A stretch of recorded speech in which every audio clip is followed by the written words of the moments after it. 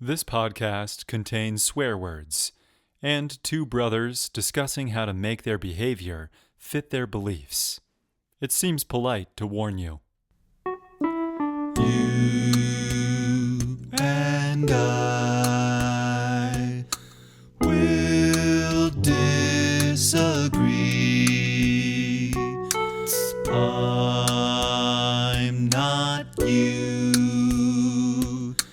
Let it be. What's good for you is not good for me. I'm talking philosophically. What's good for you and me? I'm talking philosophically.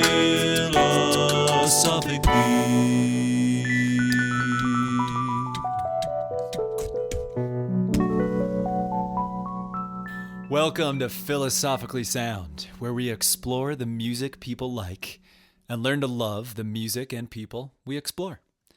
I'm Tony. I'm a musician, a teacher, and an aspiring philosopher. And I'm Gus. I am Tony's brother, an amateur drummer, and a learning and development professional. Damn right you are. Damn right. Today we are going to explore Simon and Garfunkel and collaboration and the question, can music change you? Spoiler alert, the answer is basically yes, but we'll get into that as we go. And one of the primary purposes of this podcast is to figure out how we can help ourselves change.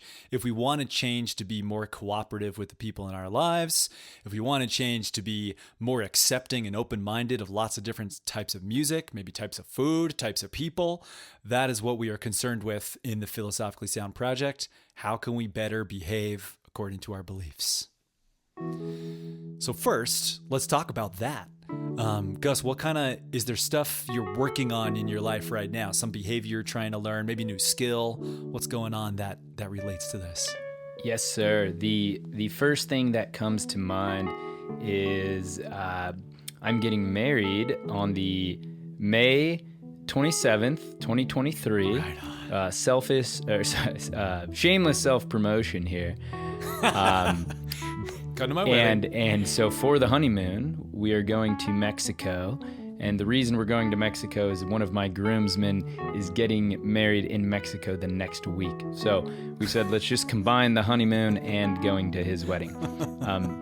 That's so hilarious and awesome. Yeah, pretty funny. I was a Spanish minor in college, and in the United States, it's very easy to be complacent and not speak Spanish, and I've let a lot of it lapse. So I'm trying to get back into a level of proficiency because I want to be able to speak at least as much Spanish as I can while I'm down there.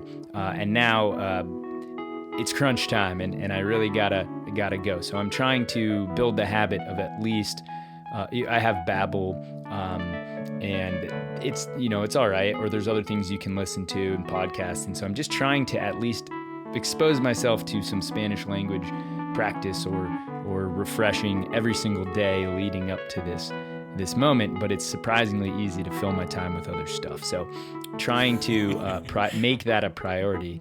And in terms of like, will that help me like more things? I think one of the beautiful parts about learning another language is being able to communicate to someone who you wouldn't otherwise. And that opens your mind and your world to a whole new perspective. So that's why it's important for me to try and get back to that place. I'll never forget in Spain when the first time I made someone laugh speaking in Spanish, and they weren't laughing at me because I was bad. It was like a joke I made and they got it. And it's a very cool experience. So that's what I'm trying to do. Is get back to that as much proficiency as I can get. That's awesome, man. I mean, and I think you're totally right. That ability to communicate and connect with another human being is really ramped up if you can literally speak the same language. Yes. So it's a big deal. Yeah. What about you, Tony? I think all the time about language and I really believe that the words we use do matter. And it's funny because we're in a time right now in the US where lots of people are happy to give you advice about how you should speak, about so-called politically correct language and things like that. And there's it's interesting that for my mind, there's really no black or white about all these things. What I think is important about using words in a way that's deliberate and conscious for yourself is that it changes the way you think. If you are trying to think about something differently, in fact, this is what's so important about our preference. If I'm trying to change the way I feel about a type of music I don't like, it's important to stop saying that it sucks. It's important to stop saying that it's bad and start saying specifically what it is that I don't like about it. To get specific about, like, well, it's a little too slow for me. And when I say like that, it's actually closer to what I believe is the truth, right? It's bad for me, sure, but when I get more specific, I learn more about what I like, and I learn more about how to think, how to change how I think, and maybe how to like more things. So right now, I'm thinking a lot about the word cool. When I was a student in college, I was taking an orchestral conducting course, and the professor would give me a little piece of advice, like, you need to better prepare your cue for the oboes and measure 64 or whatever. And I would say, okay, cool. And eventually throughout class, he would say, Tony, you use the word cool a lot. And he sort of framed it as like, I just don't know if that's a great thing for like a serious conductor to say in front of an orchestra. And I'm like, I had a pretty negative reaction to that, as you can imagine. I was like, what? For him, he didn't like that word choice. Exactly. Apparently the word cool was communicating something to him that I didn't intend to communicate with my own use of it, which is one reason it's interesting to think about how you use words, because the thing that you are communicating for yourself might be different than what someone is receiving from that communication. So in my own mind, I'm thinking about like, well, when should I use the word cool? Because you can use the word cool a lot for a lot of different things. And sometimes it starts to feel like, well, what does this even really mean? Is there actually a better word? I started thinking a lot about this when I was grading student performances. They would like send me recordings in this choir that I taught at middle school for a while. They sent me recordings of their voice, and I wanted to give them feedback. And I would try to start each one with nice work, good work, excellent work, awesome work. I thought a lot about like which word. I started to rank the hierarchy of like, well, what's the best? Probably like excellent for this, is like excellent means specifically you're very in tune, you're using great vocal tone, the rhythm is correct, right? And so I started trying to connect those parameters to what it means. So with cool, especially, what I want people to be aware of is that like originally when jazz musicians were introducing the word cool, black jazz musicians are like kind of introducing the word cool to the American vernacular back in the 30s, 40s, 50s. And at that time, of course, it means like cool solo. It's a positive assessment of something, but it also refers to keeping your cool, making sure like even if somebody is, I don't know, giving you a hard time, maybe threatening you, are you able to keep your composure and that keep your cool, man, keep your cool.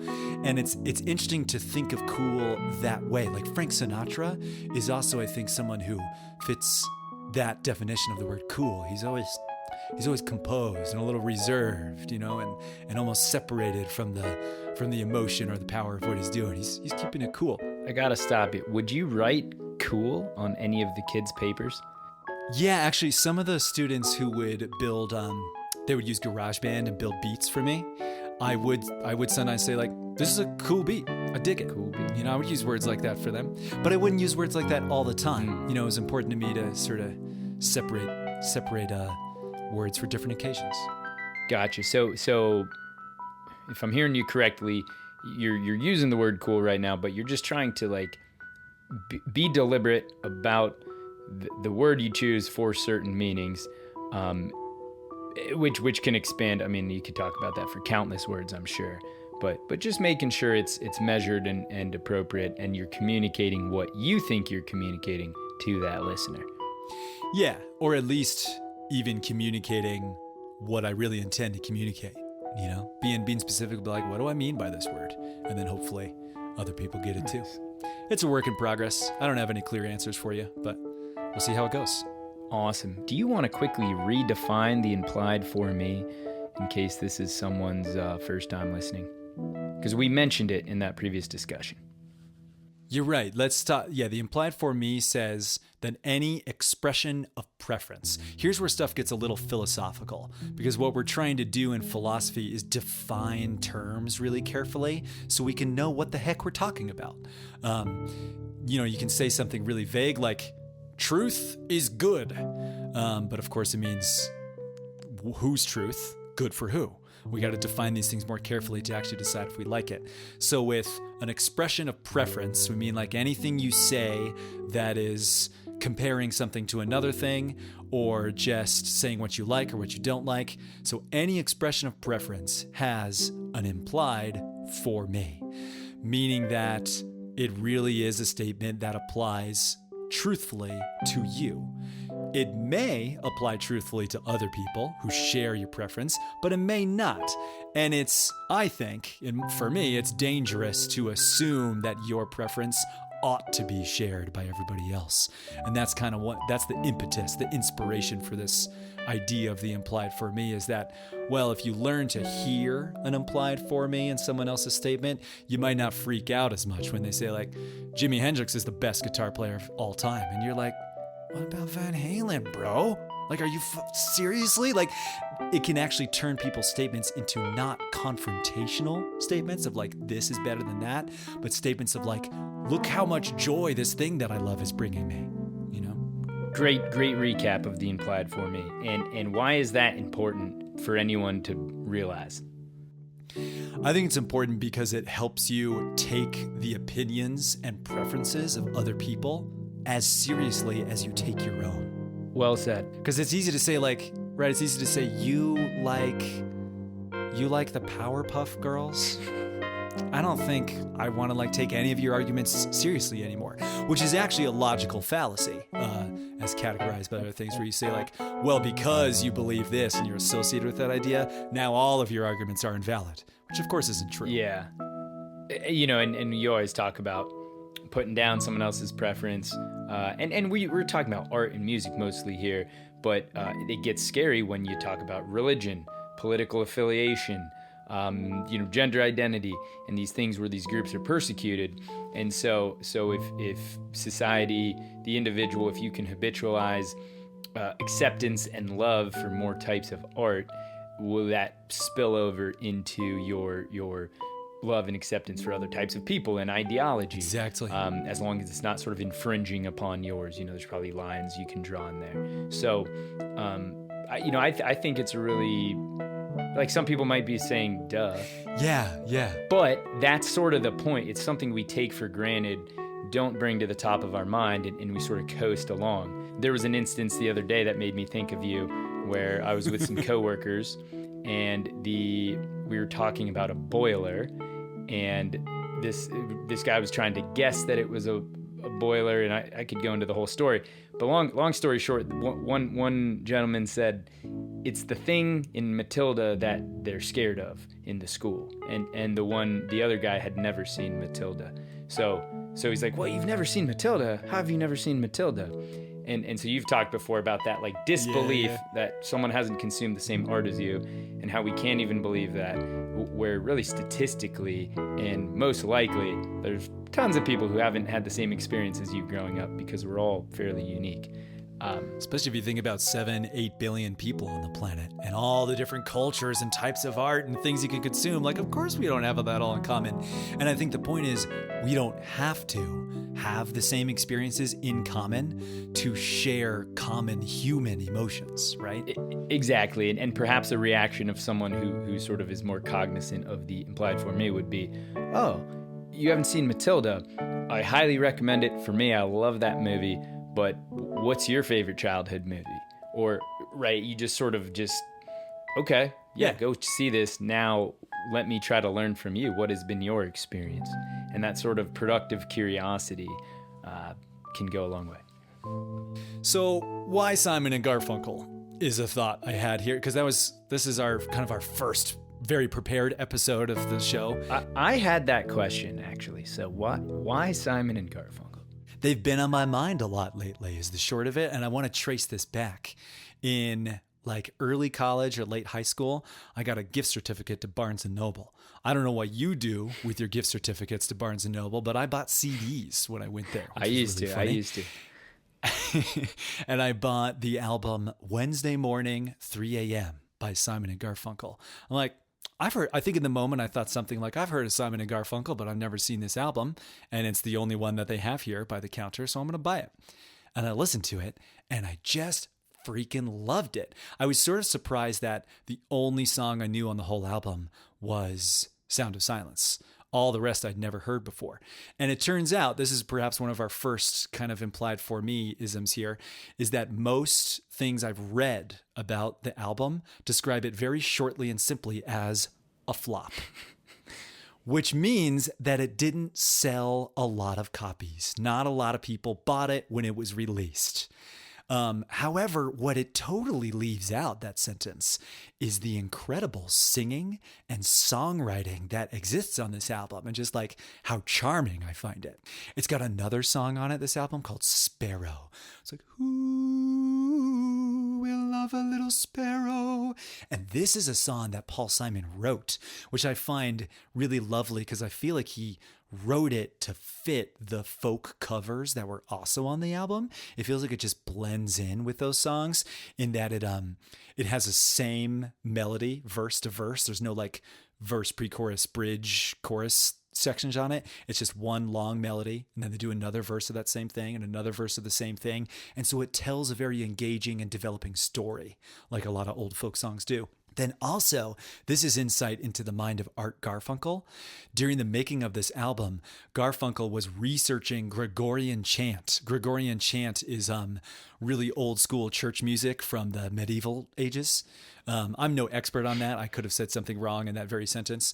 But anyways, he's researching Gregorian chant in New York City libraries, and he finds a chant of Benedictus, which is a part of the Latin Mass that I really liked, and he brought it in, and everyone's like, well, what the hell? Let's do this too.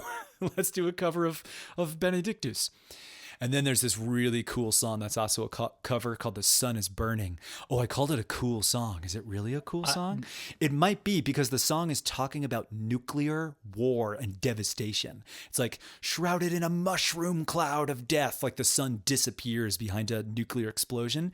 But they keep singing sweetly. Yeah, that song, I don't want to say it freaked me out, but I'm not very familiar with Simon and Garfunkel. I am much more now than before we started the preparation for this episode. I think that and we could talk about our experience with them.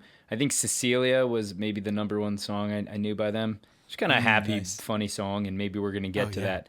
But so to hear this first album, Wednesday Morning at 3 a.m., there's kind of some spiritual songs, some dark songs like that one. I was kind of like, whoa, like who are these guys? What is, and then it made me want to know more. So yeah, that's an interesting song for me. Awesome.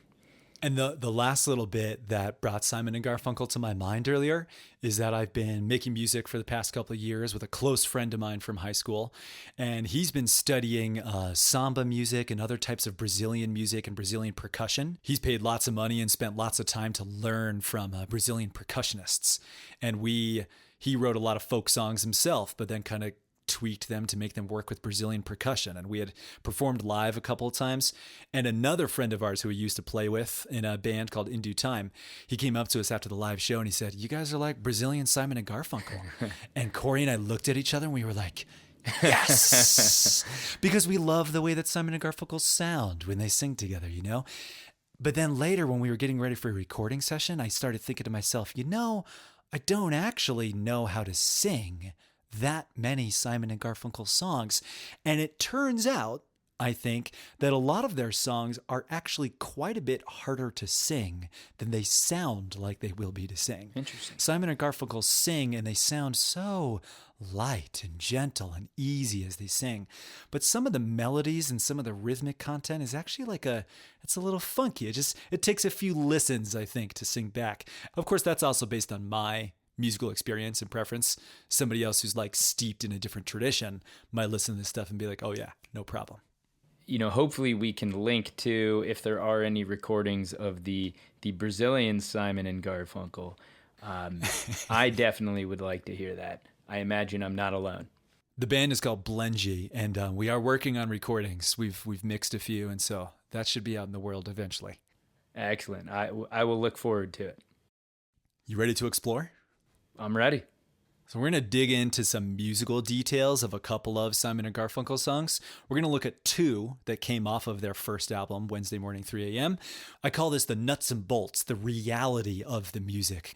Oftentimes, I think the reason that musical criticism falls short, for me, of being like useful for talking about music is because it only talks about lyrics, feelings, and sort of like vague perceptions of the music, as opposed to specific chords, melodies, rhythms, and also lyrics, but how all these musical details work together to create the thing that is the music. It's understandable because talking about this stuff is like a little complex. You got to spend time studying it to like know how to even describe it to somebody else. It's like speaking Spanish. So first, the song He Was My Brother. I love this song. And we're going to listen. Let's listen to just like a little snippet of it, you and I. He was my brother. All right, little sample there. What are your perceptions of that song as you listen to it? Do you like it? That's the first question. I do like the song, but I don't like to listen to it because I love you so much, brother, that it evokes emotions I don't like to think about. Yeah, I feel you, man. But it's very sweet. It's almost got to name a more known song or known to me, a Here Comes the Sun kind of lightness on the guitar.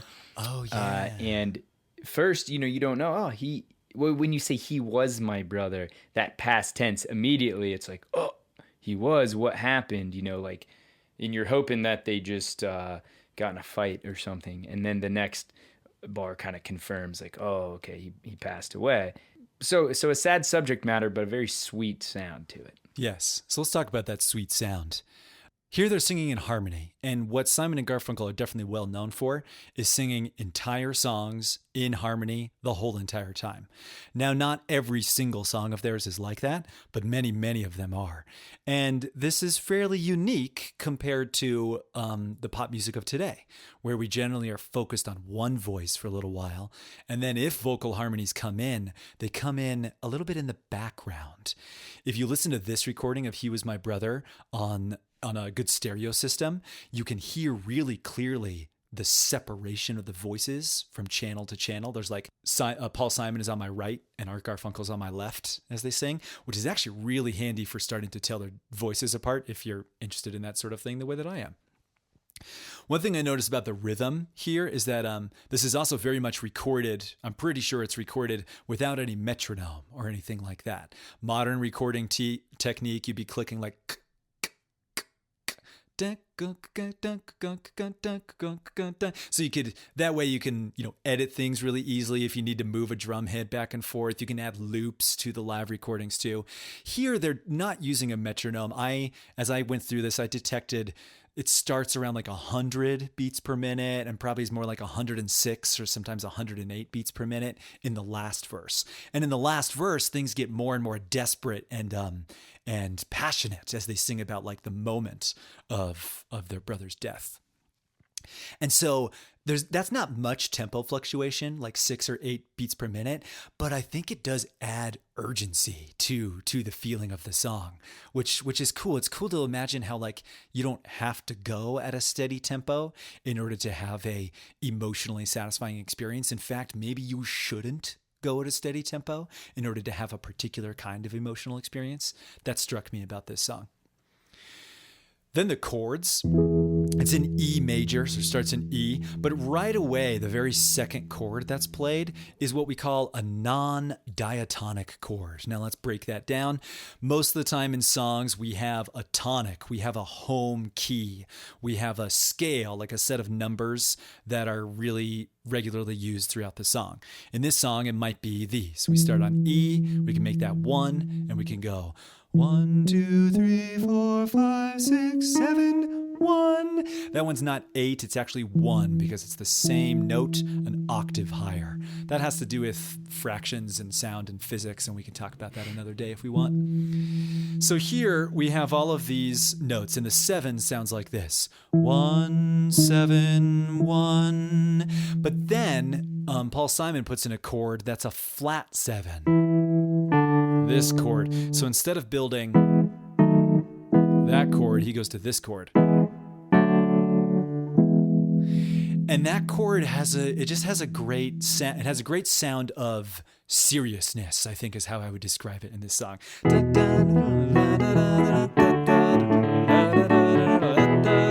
It's like that full step down from the home, from the resting place, almost unmoors the song a little bit. It's like, well, I think that's home. I think that's the key that we're in, but I'm not totally sure because it's like stepping away too. Now, all of that is a little subconscious for most listeners, and yet it does affect, I think, your perception of the emotion of this tune. So as they start to sing, this is where I think we can really start to see Garfunkel's wizardry. Paul Simon, from what I understand from reading interviews and doing the amount of research I feel like I had time for, Paul Simon writes a melody, he writes the chords, and then he sings it a bunch for Art Garfunkel. And Garfunkel listens and decides what harmonies he's going to sing. I imagine also Paul Simon's making suggestions about what harmonies to sing. Garfunkel might even be making suggestions about lyrics or melody too, but that's mostly how it's working. Simon write the song, Garfunkel fill in the harmony part, think about how it's all going to come together. So right away, Garfunkel makes this really cool choice. Simon holds on one note. And he holds that note over the chord change, even though that note doesn't technically belong to the next chord. So it's a nice feeling to get that steadiness. But Garfunkel doesn't hold. He moves down. He was my brother. And I love the movement of his voice behind Simon's stationary movement is just, to me, really interesting to listen to. It's a cool choice. Is it cool? It's cool. Do you think it's cool? It's cool. Okay. It's cool. Then, so I'm going to go through just a little bit of the numbers here so you can get used to numbers. The melody, 5, 5, 4, 3, 2, 1, 4, 4, 4, 4, 3, 2, 5, 5, 4, 3, 2, 1. So we have phrases that are the first phrase and the third phrase exactly the same as each other. 4, 4, 4, 3, 2, 2, 1, 7, 1, the day he died. Then over that, Garfunkel's doing all of his harmonizing, mostly staying in thirds. Thirds are a term that we use when we're talking about a scale, like I've laid out here, the 1, 2, 3, where one person's singing 1 and another person sings 3. And then if I keep that distance the whole time, we'll get this nice harmony.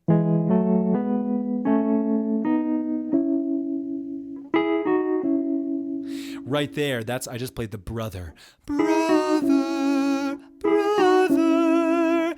What I love about that part of the song is that even though Paul Simon is singing something that is just 3, 2, 1, 3 blind mice, sounds like it should be happy, right? But they go to a chord that's built on the 6 there.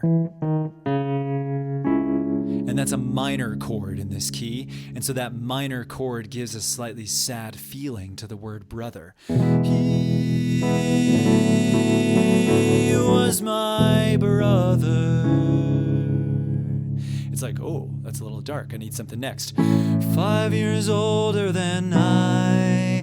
So you get a little sense of stuff. The thing I really want you to take away from this is that especially this movement from the 1 to the flat 7 chord and back, Paul Simon loves that movement, I think. I think he really loves that. We're going to see that come back in Bridge Over Troubled Water and some other places. Okay. Then a little story about this song too. The first time I heard this song, I loved it, and it sent me on a Google journey, a browsing journey to explore freedom riders, because it would say, freedom rider, they cursed my brother to his face. And of course, I, being a ignorant white folk, was like, what the heck's a freedom rider?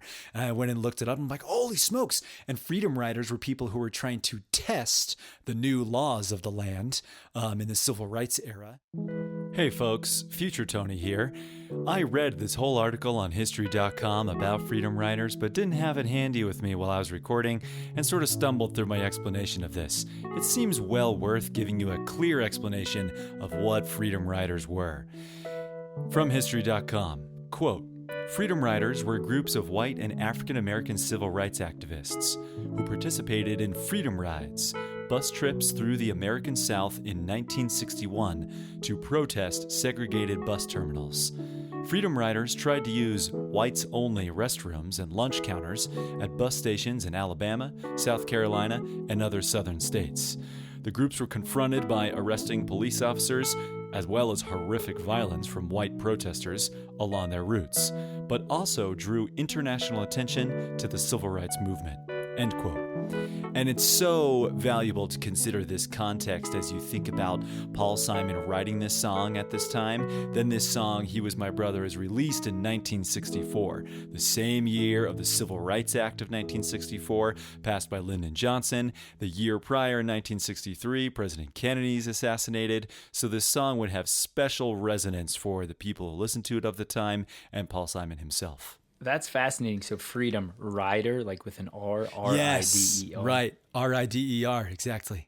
So then at Columbia Records, there's a producer, a person who comes up with how the songs are going to be arranged, what instruments are going to play. This guy, Tom Wilson, also plays some of the instruments himself. Now, up until the point that he meets Simon and Garfunkel, he's done a lot of producing for jazz albums. He's produced John Coltrane. He's also produced Sun Ra. And if you've never heard of Sun Ra, we'll have to do an exploration of Sun Ra later, because Sun Ra is very cool. It's like intergalactic jazz. It's very, very, very, very fresh and fun. So Tom Wilson, he starts producing Bob Dylan too, because Tom Wilson, he's a black man, and he is a little suspicious of being asked to produce white folk musicians. He's thinking like, I'm not sure this is really my thing. I'm producing Sun Ra, who's making like really cutting edge, cool stuff. But he hears the lyrics of Bob Dylan and he thinks, this is what I really want people to be singing about. Like these lyrics really speak to me. And he gets attracted to Simon and Garfunkel because of this song, He Was My Brother. But later, this is an interesting thing relating to our question about, can music change you? Can listening to a song change the way you want to behave? Certainly, if you take the time to go research lyrics in songs, it might change the way you behave, right? I think listening to the song has changed me in that way. But it's sort of a subset of this question is, did Simon and Garfunkel care if people who listened changed their behavior? Or were they more concerned about making really pleasant to listen to songs? And there's like an inherent judgment in what I'm asking here. You might say like, well, fuck them. They didn't care about singing truthful, powerful songs. And I think they still cared about that too. There are many, many pressures that work upon musicians who are being paid millions of dollars to make music. It's sort of I don't envy that position, honestly. I don't think I'd do well if someone was like, okay, here's your $1 million budget and we need the album done by this time. And here's all the people to work with. I honestly think I would collapse under the pressure. I'd be like, I don't think I can work like this. I think I need to work at a slower pace with less pressure. So they're trying to choose a name for the group as they finish this album. And Paul and Art are resisting the idea of calling themselves Simon and Garfunkel because they think their names sound so Jewish that people in Middle America and the South aren't going to buy their albums. They're not going to buy Simon. Paul Simon is quoted as saying, well, they're going to think we're a comedy act if it's called Simon and Garfunkel. And Tom Wilson, this quote really spoke to me. He says to them, this is all coming from a book I read called Simon and Garfunkel, Old Friends by Joseph Morella and Patricia Barey. And Tom Wilson says, what the hell is your music about anyway? You want to be the black man's brother, but you don't want to take any heat. And then the authors go on to say that Tom Wilson pointed out that Paul and Art were trying to capitalize on the social and political movements of the day. They wanted to deal with injustice and prejudice, but only in their songs. And Fascinating. And I don't know exactly what, yes, it is fascinating, right? I don't know for sure what Paul and Art would think of this being written about them in books, but I found it fascinating that, like, honestly, from one perspective, they're reacting to fear. It's like, well, what if nobody buys our shit? We need to be careful about how we name this, right? But from another perspective, it's like, well, is the truth of ourselves and is the truth of the song maybe more important than that? And we don't have to dig into that right now. We can let the listeners think about those things. Great. So next, the last detail about that is that they recorded that song in early 1964, but later in June of that year, one of Paul Simon's college classmates named Andrew Goodman was killed in Mississippi during a voter registration drive. So a lot of white folks and black folks, organized by the Student Nonviolent Coordinating Committee, would volunteer to come down to the South and get more people registered to vote, more black people registered to vote, so that the new laws could again continue to be enforced and we could start to change the electorate by actually having everybody vote, you know? And so a close friend of Paul Simon is killed at a riot at one of these events after he wrote and recorded this song, which is really that's just kind of a nutso experience, I think. Imagine if you write a song about this harkens back to something we talked about in Prelude 3 too, where we're asking, like, does Dolly Parton, does she live the life? Did she ever live the life of the 9 to 5? Is it an authentic lyric? Does it matter? And here Paul Simon is writing this song about someone, you know, his theoretical brother who wasn't really his brother, but then later it actually is real. Man. Yeah, and I don't know, back to that Prelude 3, I think we decided it may not matter if it's true for some people, right? It's sometimes telling the story. I'm the storyteller, I'm not the person in the story or whatever, and I think that's okay. I can't wait to listen to the song again, knowing all of that, Yes. where before I was just kind of adding my own meaning.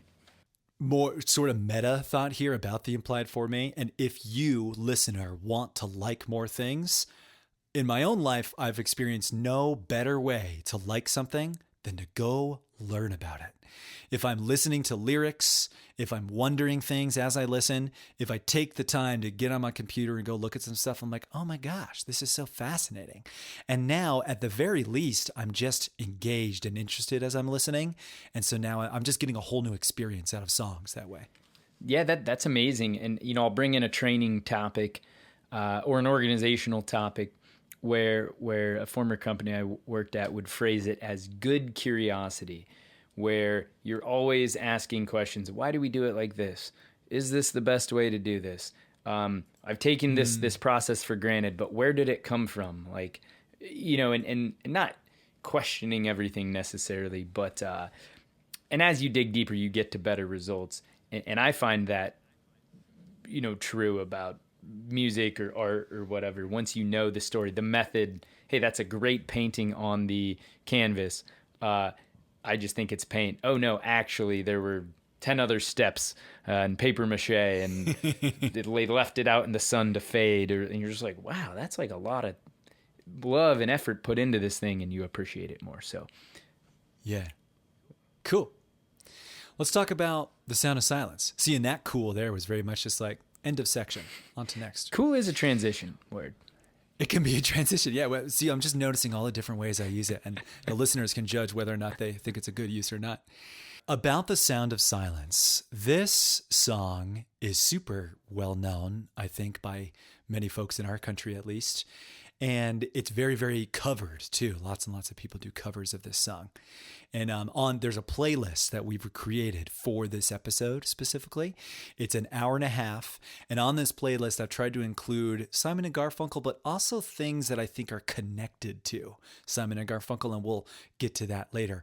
But there's a cover of Sound of Silence by Disturbed that is just really fantastic. It's so engaging to listen to for me, and I hope you enjoy it too. So with this song, it's got mysterious as fuck lyrics.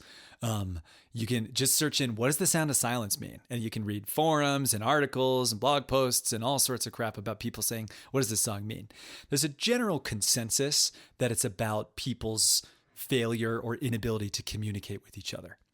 But Art Garfunkel says something in an interview I read, interviewed by Paul Zollo for a song talk, and what he asks him, like, what was this song about? Do you feel like you know what it's about?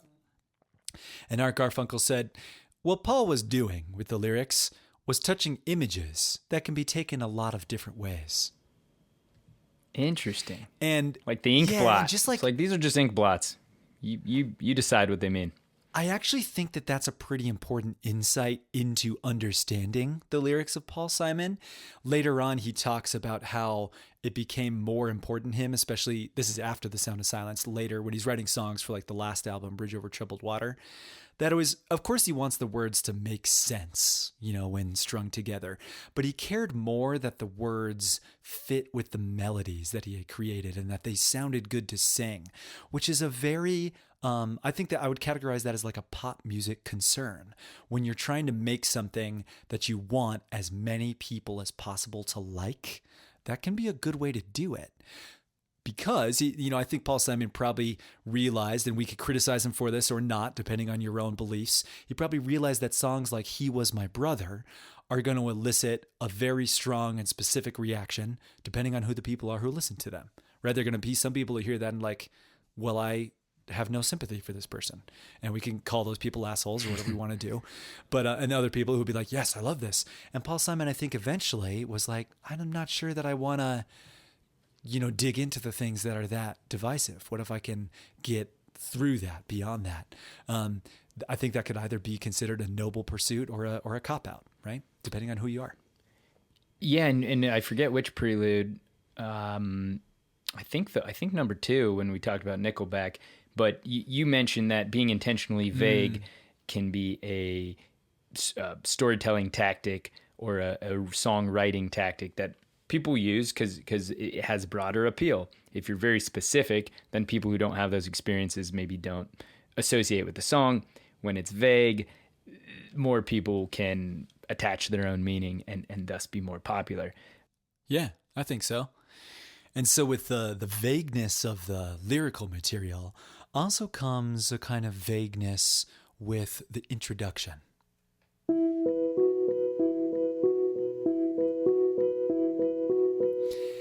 What's musically vague about this is that it is not committed to being either major or minor. We've talked before about how, so again, we're in E major again here. Well, we're not necessarily in E major or E minor yet. We're really more in E minor later. But E is the center of this chord progression here, this picking pattern on the guitar. So we could call that 1. 1. Then this next one is 5 notes away, 1, 5. Then it goes down to 2, 2, 1, 5, 2, 5, 1, 5, 2, 5, 1, 5, 2, 5. And so we've avoided using any 3, right? We could use a major 3, 1, 2, 3. That's like the beginning of a Mozart sonata, That feels like springtime. And or you could choose a 3 that was minor.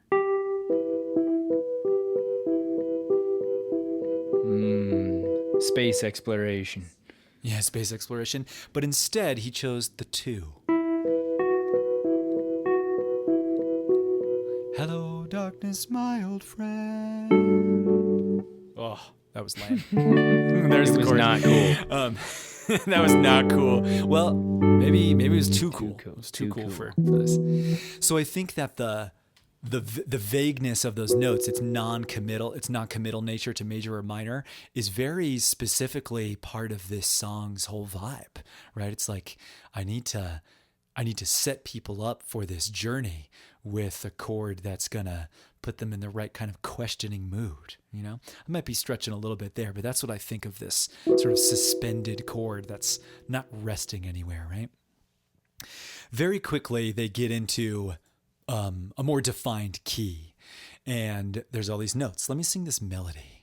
6 6 1 1 3 3 4 5 5 5 7 7 2 2 1 So from there, we have these two phrases that leap up, that skip notes. From 6, skip 7 to 1, 6, 6, 1, 1, 3, 3, 4.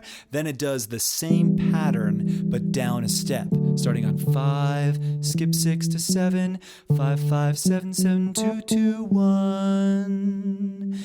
1, 1, 1, 3, 3, 5, 5, 6, 6, 5. 1, 1, 3, 3, 5, 5, 6, 6, 5. 1, 1, 6, 6, 6, 7, 1, 1, 7, 6, 5, 6, 5, 3. 1, 1, 1, 5, 7, 1, 6. There's a bit of a nomenclature difference. I know you like hearing me sing numbers, don't you? I do. I'm so glad. It's so cool. It's cool. We could call, because it ends and starts on what I'm calling 6, there's an argument to be made that you could call that 1 instead. But what this song is working with is what we call the relative major and minor. And what this means is that the major center and the minor center all use the same exact notes. So like if I take these notes that I'm calling 1, 1, 3, 1, 2, 3, 1, 7, 6, 6, 1, 3, I can make a minor chord from this one material if I start on the 6 and do every other note. 6, 7, 1, 2, 3, 6, 1, 3. If I start with 1, 1, 2, 3, 4, 5, 1, 3, 5.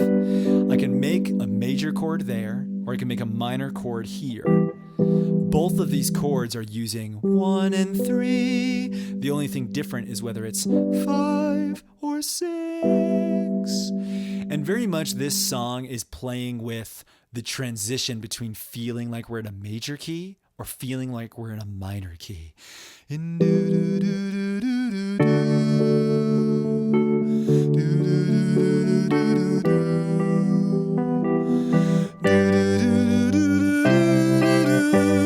doesn't that feel more major now? We're like, because now we're centered on this major key in the bass.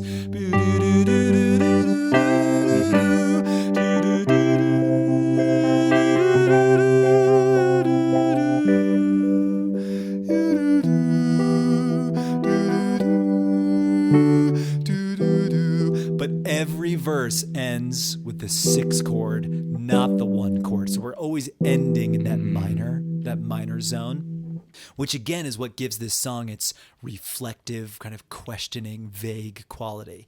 It's major for more of the melody. It feels major more than it feels minor, but every verse ends minor and begins minor. So it's like we start from minor, we end minor. In between, we get majory and floaty and triumphant almost, but it always comes back to that same. And so this song really, it strikes me as pretty masterful. It's like, even if part of me wants the words to have like really specific secret meaning. Yeah. Only Paul Simon really knows about it. But honestly, it makes more sense from a compositional standpoint to think like, well, he just needed to find the words that were right. And here's part of a story about that too. There's a story that I read in some publications where it's like during the recording of this album, Wednesday morning, 3 a.m., Paul Simon, like, we needed another song, and he busted out all of Sound of Silence in one day. But there's more material to this that says from a young age, I don't know what age exactly, but I think Paul Simon started playing guitar around the time he was 6 or something. Okay. And so from some young age in his parents' house, he goes into the bathroom where there's a lot of tile, and he loves the reverberation in there. And as a young kid, for years and years, apparently he would play. Nice. Hello, darkness, my old friend. And that was it. That was like all that the song was for years and years. Interesting. Apparently. But then later he comes up, and he probably had more chords and melodies to it too, but he finally figured out the words that he wanted to put to it for this album, Wednesday morning, 3 a.m. Yeah, that's incredible. And, you know, I'd referenced before, I just think it's amazing when these timeless songs are written and recorded so quickly in a studio setting. Well, see, and a question for this one is it writing quickly? or is it over actually its whole life? writing exquisitely slowly? Right? Like, if he had been carrying this song around in the back of his mind for a while, maybe sometimes trying out words or maybe even thinking about, it's like, in some ways he probably needed the sum of his teenage and young adult. And I think they're recording this first album when they're 26 or 27 or something. So pretty young guys. Yeah. And maybe he needed all these different experiences to even be able to find the words that would eventually become this song. And so it's interesting to think, like, is that writing a song in one day or writing it in 10 years? I'm not really sure. That's a great point. It's a better story, more sensational story if you say he wrote it in one day. But absolutely, it's been up there. It's been formulating like a wave across the ocean. That brings us to Scarborough Fair. Now, Scarborough Fair is a much, much older song than any of these other songs we're going to talk about today. This is a folk song. Now, unfortunately, I didn't do as much research as I really wanted to, because it actually turned out to be a whole big subject that we could talk about in the future of, like, what is folk music? What counts as folk music? Because when we're talking about folk music here with Simon and Garfunkel, there was a popular and economic folk music revolution at this time in the 60s in the US, where folk albums were selling millions of copies. That was different than what was happening before, but folk music had always existed to a certain extent. One way I've seen folk music defined is as music that is learned and transmitted orally. And orally, right? By people playing it and listening, people singing it. And then, like, okay, you learn it by listening to someone and playing along with them. And then you might go off and play it yourself, and somebody else who's listening to you will learn it. And through that process, songs inevitably change. Each singer makes little adjustments to a melody to make it singable for themselves. And you might even change the arrangement of what you're playing on the guitar. How are you choosing the chords behind this hundreds of years old melody? And that's what we're going to talk about with Scarborough Fair. The basic melody, are you going to Scarborough Fair? Parsley, sage, rosemary, and thyme. Remember me to one who lives there. She once was a true love of mine. Now, I just sang it in like Art Garfunkel style. On the playlist, you'll hear a guy named Martin Carthy sing this song. And he sings in a lower key, first of all. His arrangement sounds like this. And I want you to hear a little of his arrangement first, before we hear Simon and Garfunkel's.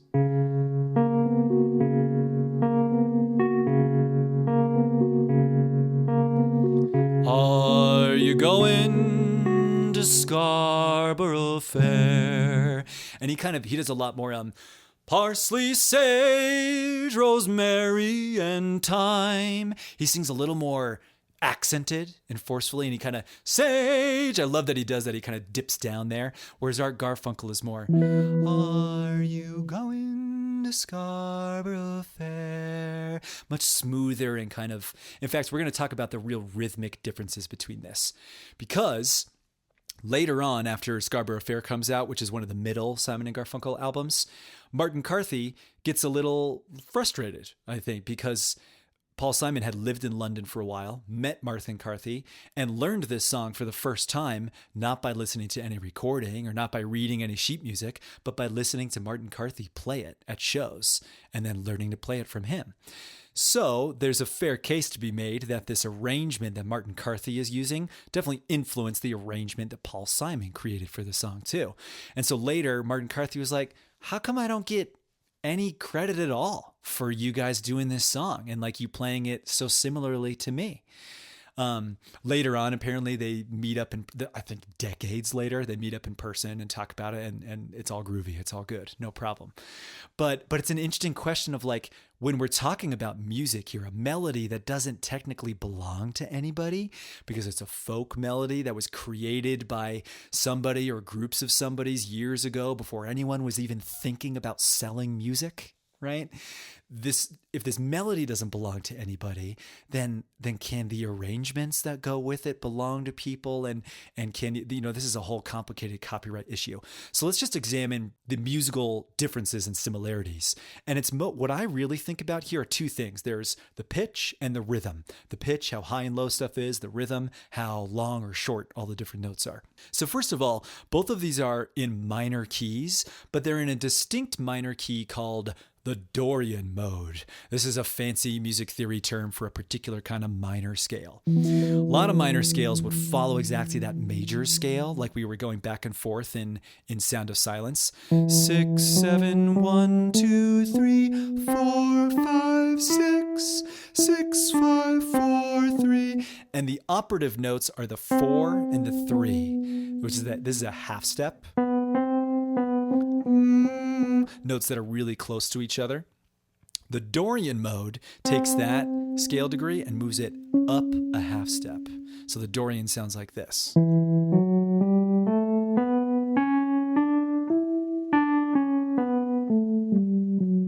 It's a very subtle difference. It's only one note different from a traditional minor scale. And now Martin Carthy starts accenting that note.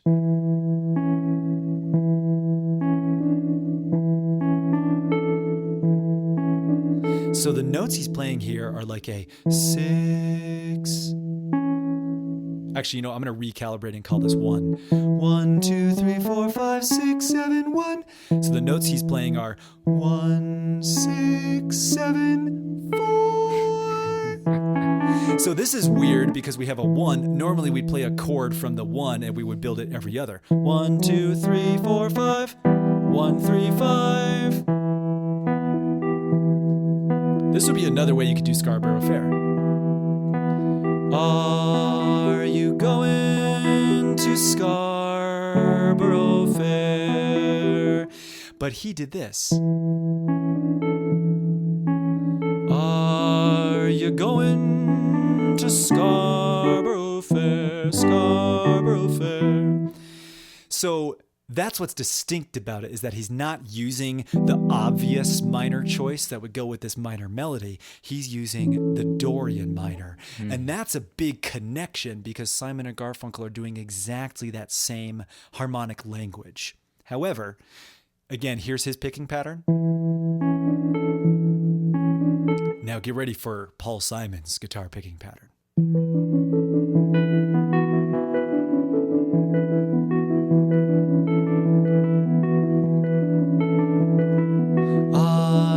Going to Scarborough Fair. Cool pattern, right? Cool. It's cool stuff. So what's happening here are a couple of rhythmic differences, first of all. Martin Carthy is emphasizing what we call 6/8. 1 and a 2 and a 1 and a 2 and a 1, 2, 3, 4, 5, 6. 1, 2, 3, 4, 5, 6. And then with his voice, even when he might sing sort of angular or janky, that rhythm is always paramount. It's always what we feel the most, this 1, a 2, a 1, a 2. Simon and Garfunkel are moving, first of all, a little bit faster in tempo, and they're emphasizing a 3/4 feel, a 1, 2, 3, 1, 2, 3.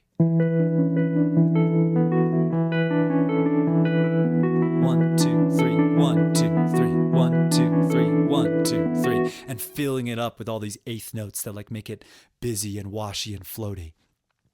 So there's actually enough of a rhythmic difference here that I do see some innovation happening. Yes, Paul Simon got the idea for this Dorian material, this minor pitch material from Martin Carthy, but what he's doing in terms of what he's able to play on guitar is quite a bit different. It's like accenting different cool rhythms in the structure of this song, and throughout when you listen to Scarborough Fair, if you get a chance, you'll hear this kind of harpsichord part comes in that starts accenting all those rhythms too, and it's just this wonderful busy texture for their smooth light voices to go over. Whereas Martin Carthy kind of has a smoother, simpler texture over which he does more angular, accented movement with his voice. So they're kind of switching things up a little there. But there's a big question here that we'll return to later, which is do you owe anybody if you get an idea from them, if it doesn't technically belong to them, or does it belong to them? When we thought about You and I, one time we talked about this, and like, what if Gus wrote, or what if you did an arrangement of Blink-182 and you sing it, and you, in fact, all you do is you play it for me. And then later, I'm the musician, I'm the professional musician, you're just the trainer, right? And so I use it, and I go into the studio and I record it, and it makes me like $1 million. And nowhere on the liner notes, I never talked to you about it. Nowhere have I listed the name of Gus Dominic as like coming up with this idea. Do you care about that? I think I would care because you made so much money, and I, I'm living in squalor. That's not true, but by comparison. And so I wonder if you steal someone's arrangement, or right, I'm taking a judgment there that he stole the arrangement. You're influenced, you're inspired, you take it, you play it for someone else. It never gets mass produced. You don't really make a ton of money from it. Do you need to say, hey, I was really inspired by my buddy's arrangement to play this arrangement for you? Probably not. I would take that hypothetical and say most people would say you probably don't need to give credit there unless they know that person and whatever. But when money comes into it, and it's a large sum of money, where's my cut? I gave you that idea. Where's my cut? Where's my cut? Yeah. I have this is sort of a silly thought. This could put some people off, but there's a thing in the back of my mind that always rings off, which is money ruins everything. Well, it complicates things. I feel this sometimes with music. It's like, oh man, sharing music and like being influenced by people and adapting and changing things feels like it should be natural and fluid and easy, but money ruins everything. Let me ask you this. We'll table that discussion for a moment, but yep. Have you ever been influenced by something subconsciously? Like you hear something, and then later you're playing something, or you write something, and then someone points out, hey, that's 75% the same as this other song, and you're like, dang it, it's not original. Even though in your brain it you came out of your brain, you weren't listening and copying someone else's song. But does that ever happen to you when you're writing? It's happened to me exactly once, and it's actually, in retrospect, I'm embarrassed by it, but it is just what you said. Like I listened to a song. I listened to We Got the Funk. You gotta get that funk. Aw, we got the funk. Amazing song. That should be on the wedding playlist, by the way. Yes, make sure it's there. And I heard it at some point. Since then, I've spent a lot of more detailed time listening to Parliament Funkadelic and all that good stuff, and it's just like fucking phenomenal. Love that music. But at the time, I probably heard it casually, and then I wrote this really stupid song where it was like, "Who's got the clap? We've got the clap. Aw, who's?" And it was like supposed to be a stupid thing about STDs too. It's just like it was the work of an adolescent boy, for sure. But adds up. What's so funny is that like not only were the lyrics kind of dumb, the whole freaking melody was just like exactly lifted from this other song. When that finally dawned on me sometime, fortunately I never recorded that song or even performed it for anyone. This was, in fact, I didn't have to make that public right now, but now it's out in the world. When I finally we can edit that out. It's what people should know. People should know about our adolescent stupidity, because why should we try to hide our adolescent stupidity? Shouldn't we celebrate the fact that we have grown and changed? That's cool. I couldn't have grown and changed if I was some fucking perfect philosopher king when I was 16. I think in the context of the show and changing our thoughts and behavior, we should definitely celebrate that we are not the same people 100% that we were as adolescent boys. Exactly. So. Finally, Bridge Over Troubled Water. We're gonna dig into this song. Let's listen to Art Garfunkel sing it. We're gonna listen to a live recording from Carnegie Hall, and so this is a very this is not your bar show, right? Everyone's sitting in seats and quietly listening to the whole thing, which is kind of a tremendous experience in its own way.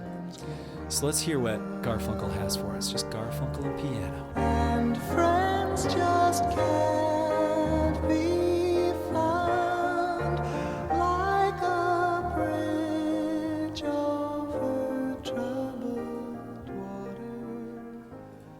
God damn.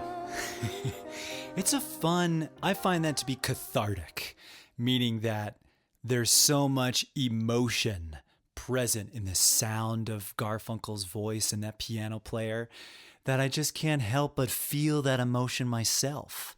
And the emotion is sort of one of both sorrow, but kind of comfort in that it will be okay. I feel like that's perhaps the overarching vibe that I get from this tune. I'd spent a lot of time on this song, and I'll share some of the details with you.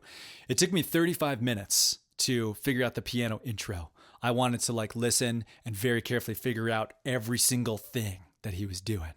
And I fucking figured it out, but it took me a while. So that seems pretty fast to me, but what's the normal amount of time for I don't know, typical figuring out an intro?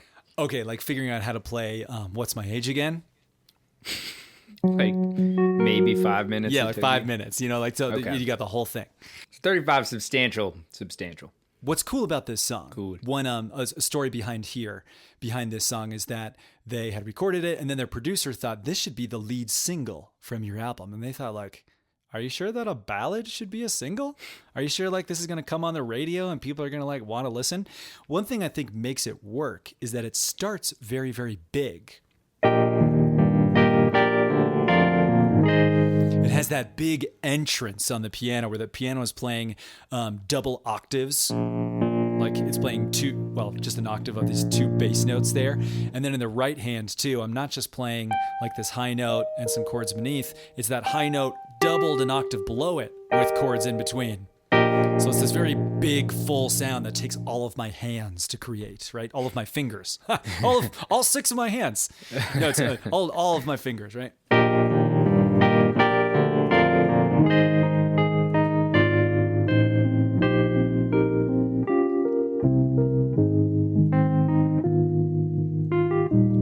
Chills out really, really quickly.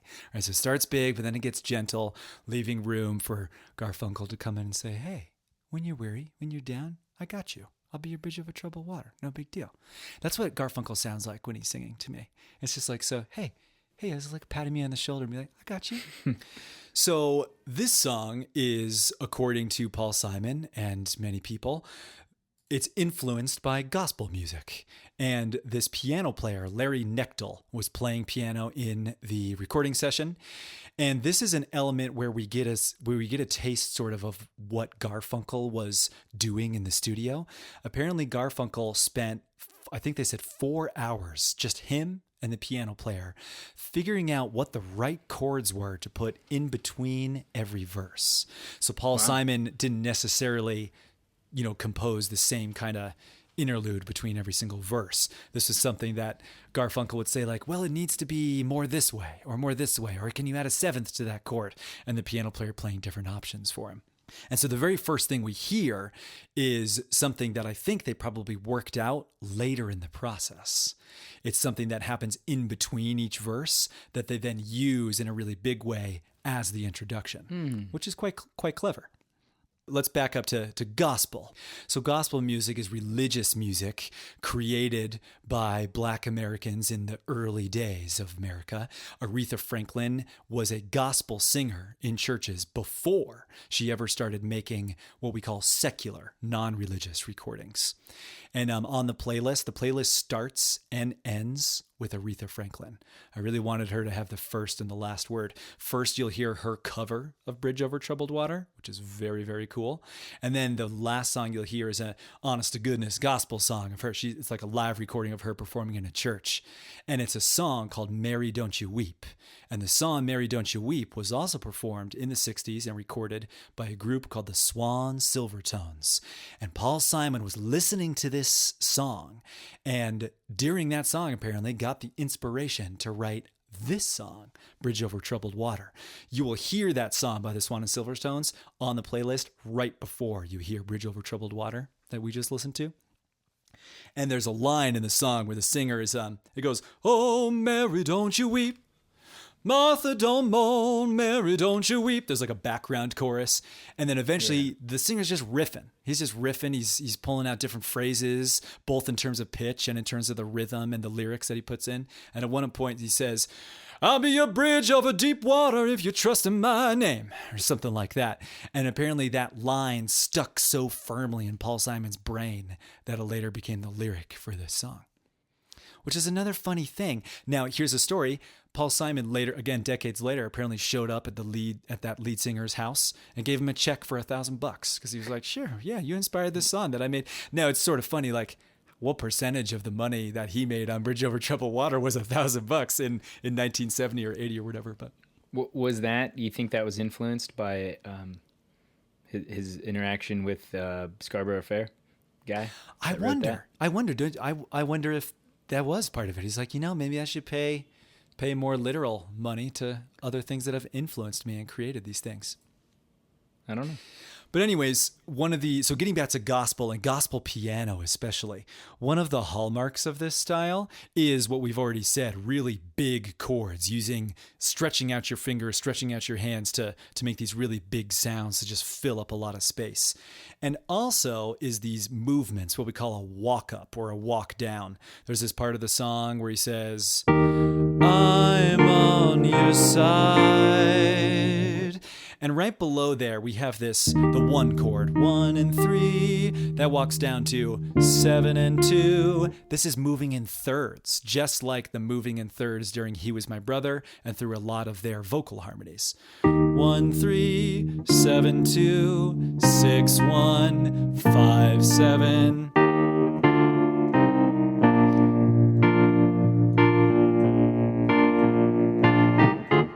And then it walks back up.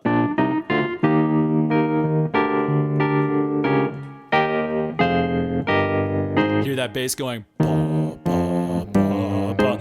So that it's not as simple as just moving from the bass note of one chord to the bass note of the next chord. There's always movement in the bass from chord to chord. And that's part of what makes this song feel gospel-y, quote, gospel-y. And it's interesting, too, that it feels they wanted it. This is a deliberate choice on their part. Paul Simon came in. He's like, I've written a thing that I want to make as gospel-y as possible. So he wrote it on guitar, of course, because that's what he's played. But he's like, we don't need guitar on it. It should be piano, because he had listened to all these recordings and kind of internalized this other sort of style. And so, again, it's not just the lyric from that song. It's also like listening to a whole other genre, a whole other style, and saying like, oh, I want to use that in my music. It's actually really an ongoing question. Is that okay? Is it honoring these other people? Is it appropriating this other stuff? I'm not qualified to give you clear answers about that myself, but these are the important questions to try and figure out before you create something. I think that's what it makes me think. It's like Paul Simon already did the thing that he did. I don't want to spend too much time talking about whether it was shitty or good or brilliant or whatever. I want to think more about what does this make me want to do with all of the various influences that are floating through my head. Some of them, we've got the funk, unknown to me, right? Yeah. And so as I think about all of the influence that went into and made possible the creation of these different songs by Simon and Garfunkel, and then I think about all of the influences that are running around my head, we get to these questions that I would like to talk to you about, my brother. And the first question is, what, if anything, do you owe your influences? Man, that is a great question. And maybe first it's like, what influences you in the first place, and what do you owe to that? So I'll speak from the training world again. Perfect. We talk about managing expectations of a customer. And the first thing you have to do is consider what influences their expectations. And, that's advertising, that's their social network, that's previous experiences with you or like companies like you. And so just within that context, I think there's a social component of influence, the network you carry, what you're exposed to, your family history. Then there's that sort of external stimuli. It's kind of what you like, right? And then Yeah. Oh man, I just fell right into it, isn't it? What I think is that when we become more aware of what even is influencing us, it gives us more control over how we can change or what we want to change, right? And so it's cool in this case, where I would give Simon and Garfunkel credit is I think they knew exactly what was influencing them. I think they were very aware of it, right? And that's cool. Even if they didn't always broadcast that to the world, they knew for sure that this was coming from other places. Now, I would say this is for me, and I would like to try and convince any listeners to think this way as well. But I think you answered earlier to my question of like, well, what if I took an arrangement of yours and recorded it? And you said, well, if you don't make $1 bajillion with it, maybe it's not a big deal. And I think that no matter what, I should be trying to give credit where I think credit is due, which is honestly almost everywhere. So I don't want to strangle my own expression through like a laundry list of like, now before I tell you anything, I need a list, blah, blah, blah, blah, blah. All these people are like, it's like, that's going to interfere with the experience of the thing. But I think there's always a way in writing or in a short sentence to try and describe where this idea that I'm presenting to you came from. I think that's really important because again, if I only am influenced by P-Funk, let's say, and create my own kind of funky music, and I never talk about the fact that like I go listen to their songs to study what the grooves sound like and then to construct my own drum beats similarly. If I never tell anybody about that, I feel like I'm not giving credit to something that I didn't come up with. And I don't even care about how much money that will make them. I care about the synthesis of ideas. I care about the collaboration that I'm actually engaging in. Even though I don't know those musicians personally, it actually feels like a collaboration to me to take their influence, combine it with what I have of my own and other influences, and then channel all of that into creating something new. Yeah, I think I would tend to agree that you should give credit where credit's due. And then the question is, what types of things or how detailed must you get? But just a couple examples I'll give is in stories. That was something my influence was from the Debrett's Academy when I was training service. And he said, look, you can tell someone else's story to make a point, but if it's not your personal story that you experienced, you should tell whose story it is. That adds credibility, and also it's like it's not your story, so you can't own it. And you know, songs are stories, so that's going to be my analogy there. If you're directly influenced or trying to share someone else's story, you should give that credit. And one last point of influence about all of these musicians. Right before Simon and Garfunkel record Wednesday morning, 3 a.m., Bob Dylan is blowing up across the country, like in the years before that. There's a lot of Bob Dylan songs also on the playlist. And in addition, I was reading about Bob Dylan. I almost talked more about Bob Dylan this episode, but I'm like, no, I'm cramming this full of stuff already. But one thing about Bob Dylan is that a listed influence of his in some of his biographies is a black musician, guitar player named Jesse Fuller. And Jesse Fuller was apparently a fixture of the San Francisco Bay music scene during this same time, like late 50s, early 60s. There's a lot of Jesse Fuller's recordings on there too. One of the specific ideas that apparently Bob Dylan got from Jesse Fuller was mounting a harmonica on your head, playing guitar and playing the harmonica at the same time, which is kind of mind-blowing to think, isn't it? Like that's such a...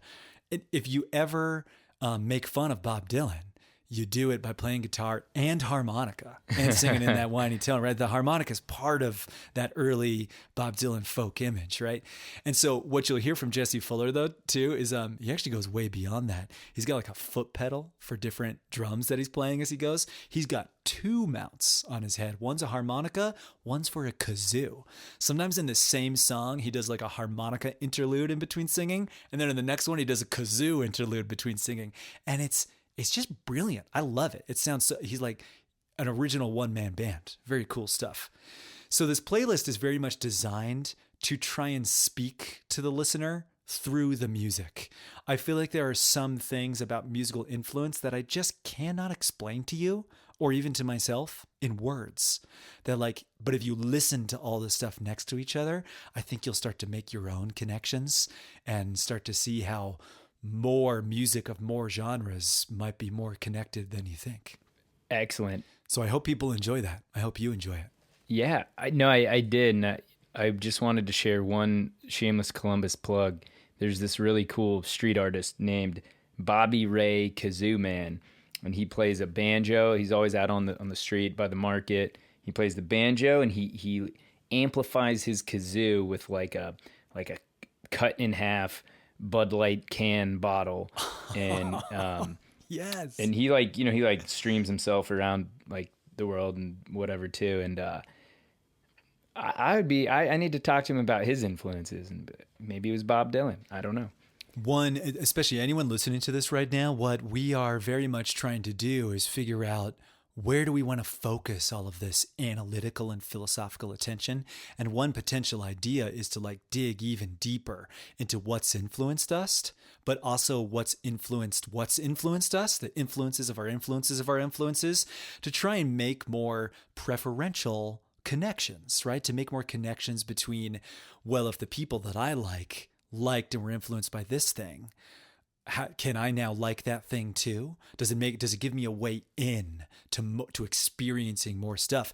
Even a lot of times the question isn't just like, do I like this or not? But like, have I even heard of this or not? I had never heard of Jesse Fuller before I did this project. What if he had a multi-million-dollar recording budget? What would he have done with that? How would things sound completely different? Simon and Garfunkel are doing all this vocal layering where Paul Simon sings the melody and then Art Garfunkel sings the melody in just the same way, in sync.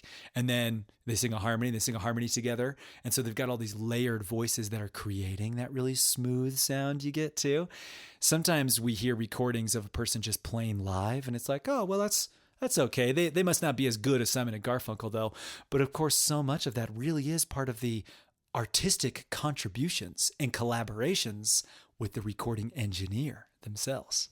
Yeah, and I guess something we'll probably talk about in a future episode is that collaboration, the amount of collaboration that goes into popular, well-known, widely produced music these days, or even in not well-known music.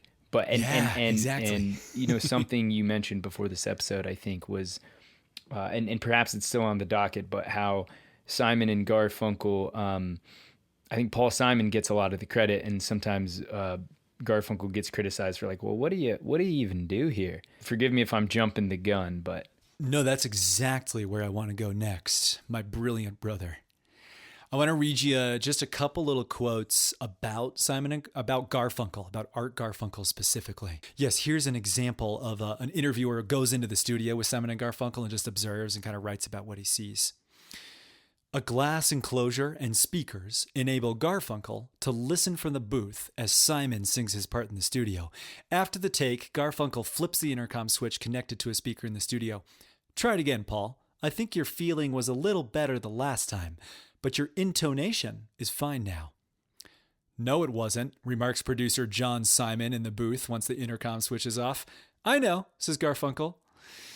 And they go on to say that like part of what Garfunkel is doing here is giving Simon the sort of emotional and like mental support, the sort of like thinking, the way to think about how he's singing in order to get the takes that they need. Having this person listening to you who you trust, who knows your voice, who you can trust to make like good assessments of whether or not that was the right take or not, right? Nice. Here's a quote that really talks about both collaboration and credit, credit that might be due to people who have influenced or contributed.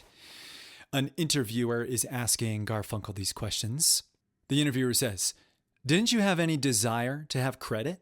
George Harrison from the Beatles recently said that he felt he should have received credit for lines he wrote in Lennon and McCartney songs. This interview is taking place in about 1990, like 20 years after Simon and Garfunkel stopped making music together. And Garfunkel says, "I'm surprised that he's complaining about it. It does work that way, and you don't ask for credit when it's happening because in truth, in spirit, Paul's the writer. Yeah, I wrote a little of that stuff, but that's just technically true. In spirit and in essence of the truth, it doesn't matter. So I don't know, maybe I'm being foolish for not being technical, but yeah, I wrote a certain portion of the things. In the final part of this episode here, we're going to get into Garfunkel some more and Garfunkel's mindset. Everything I read that Garfunkel said, I was like, you're cool. Garfunkel, seriously, because in interviews, he pushes back at interviewers sometimes. He's like, I'm not really sure what you mean by that question. Is that really an exciting question? Is that really what you want to know about? He'll sort of like divert the conversation in the way that he wants it to go, which I find to represent his extreme sense of poise. You know, he's not like, there's another quote from Paul Simon where he says, you got to watch out for interviews. They're dangerous because you got to remember, it's just your opinion. Your opinion is interesting. It's not important. I'm like, oh, that sort of ties into the implied for me a little bit there too.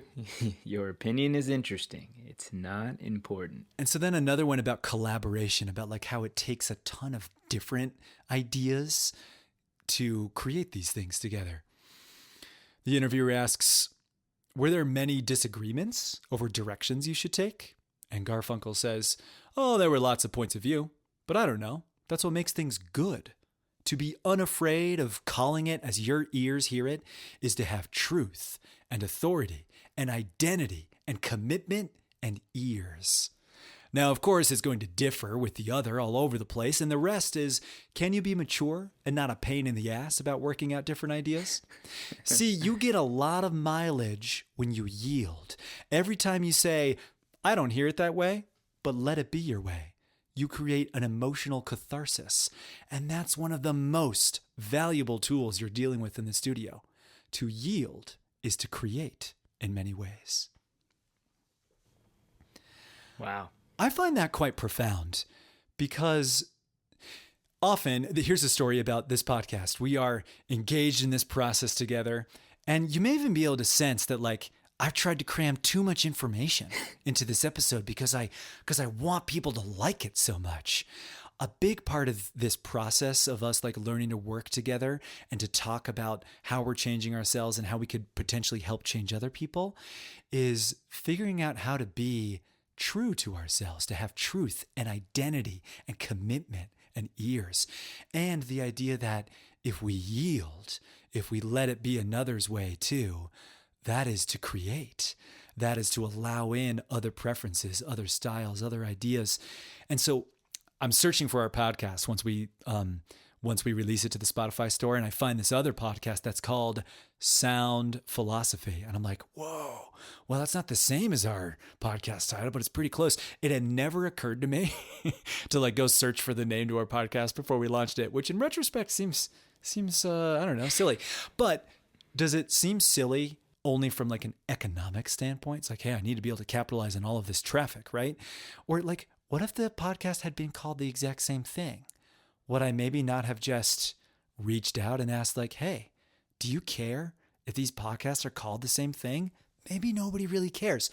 So in this podcast, I listened to it and you explained that you had a similar reaction of like, what's this guy doing? Is he moving in? But then quickly you listen and you realize there's room, there's space. It's even necessary for multiple podcasts to try and talk deeply about music and philosophy. Definitely. Yeah. Is this a competitor? No. That's the wrong way to think about it.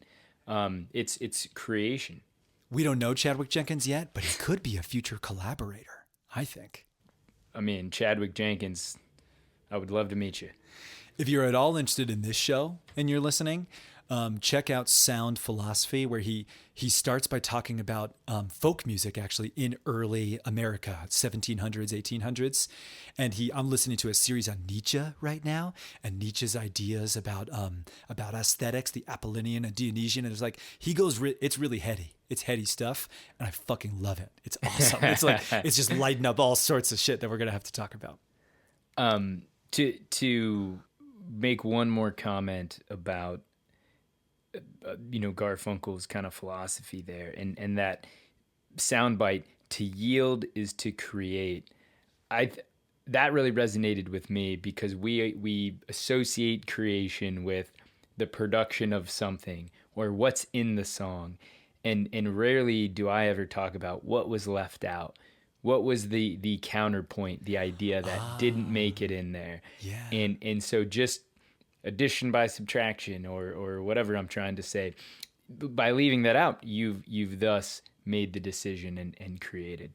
I think also too, collaboration is such a buzzword these days. Collaboration, and it's like, well, yeah, we all want to get along and create something, but what is your methodology for doing that? Are you inviting the dissenting positions? Are you able to allow something else to move on? And so I think there are some lessons in there for any organization, not just musicians and artists, to utilize that concept of, hey, sometimes you got to let the other idea move forward and help achieve that vision.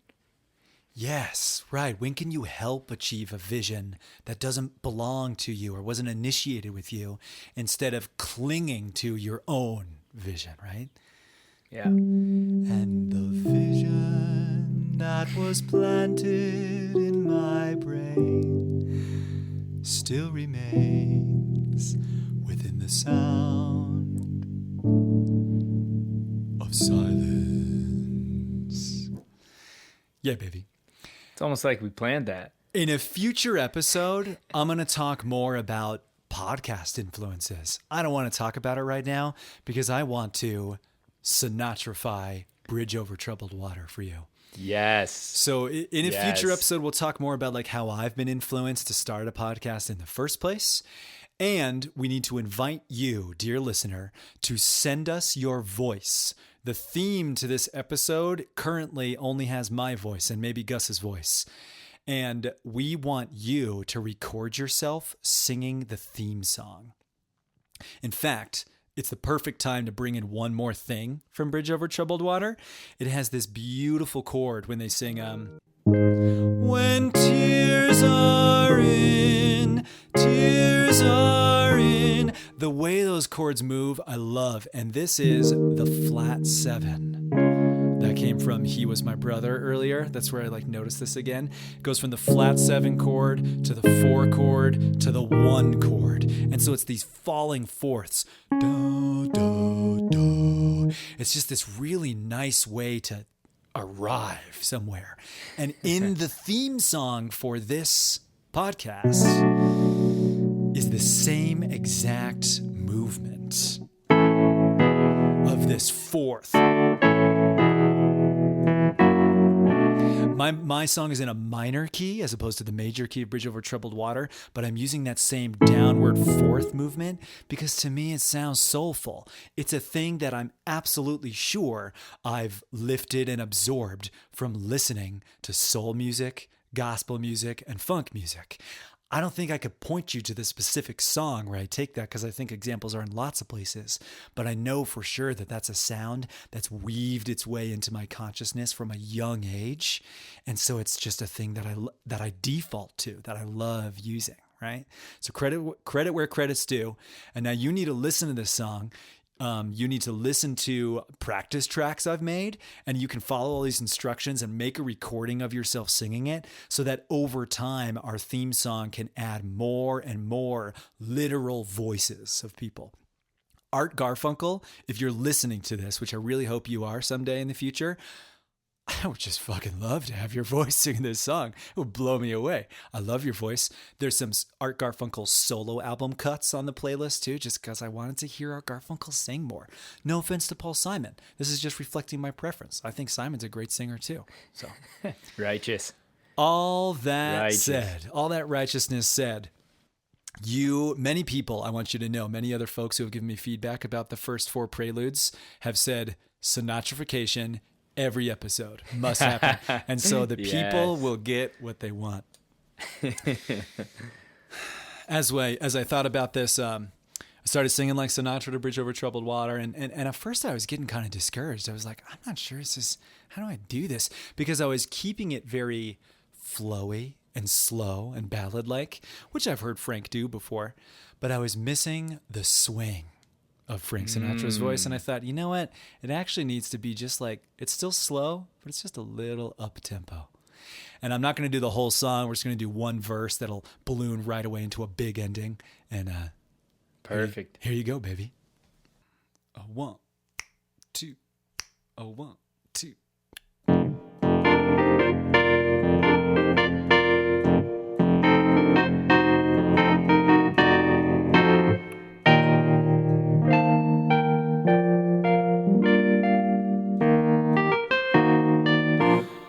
When you're weary,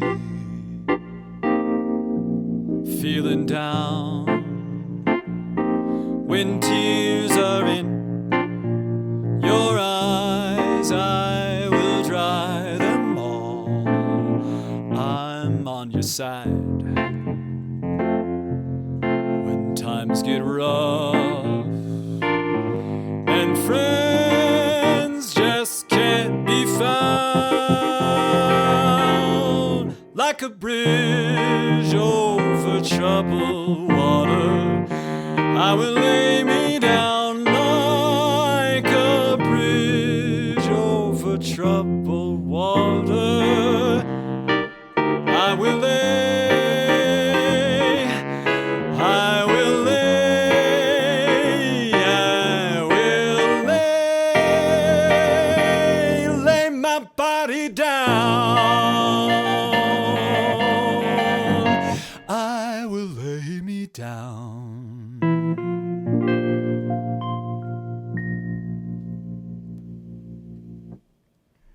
Yes. That was so good. I worked really hard on that. I spent a long time on doing that. So I'm glad you like it. Dude, Sinatra, he came through. He came through on that. The swing was brilliant, and I was there. Thank you for listening to this show. Philosophically Sound is researched, produced, and recorded by Gus and Tony. The audio editing and the musical analysis is done by me, by Tony.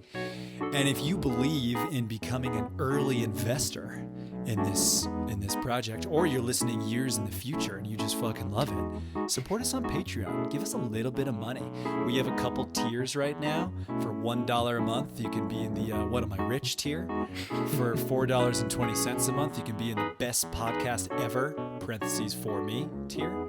You can subscribe on Patreon and get musical lessons from me, which you might dig. And of course, for $200 a month, you can be the #1 potty mouth, which you can learn about in previous Prelude episodes. We're signing off. Thanks for tuning in. We are fucking professional. We're fucking professionals.